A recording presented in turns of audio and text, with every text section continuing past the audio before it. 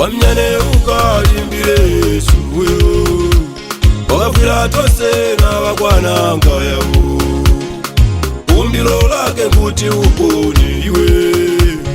soka mutima uwe mutu wa iwe wamnyane ukalimbile Yesu uyo wakafira tose na wakwana ngayawo umbilo lake kuti upone iwe soka mutima uwe mutu wa iwe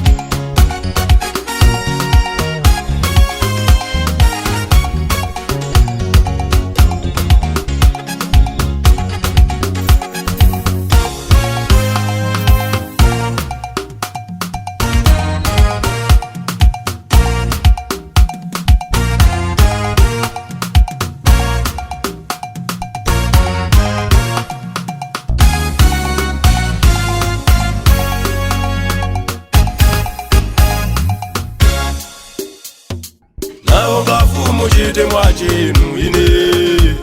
mukuwisa fula kuwa kwana ngayawo mwawapa chakula wanjala imwe yose wakupemba mukumupa imwe nawo ngafu muchite mwachinu ine mukuwisa fula kuwa kwana ngayawo mwawapa chakula wanjala imwe yose wakupemba mukumupa imwe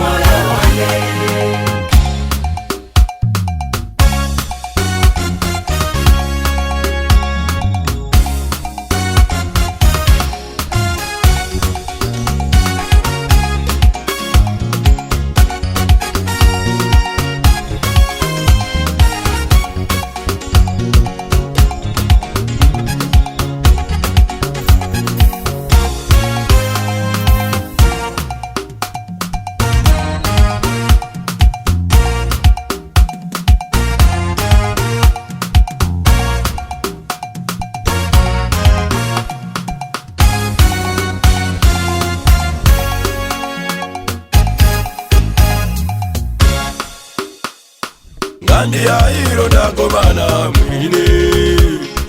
Maunonono mwande chumbisa ine Ninya mulenge mbinjiga inu ine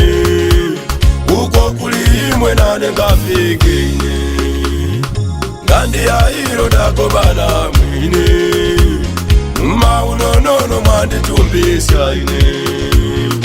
Ninya mulenge mbinjiga inu ine Uko kulimwe nane ngafike ine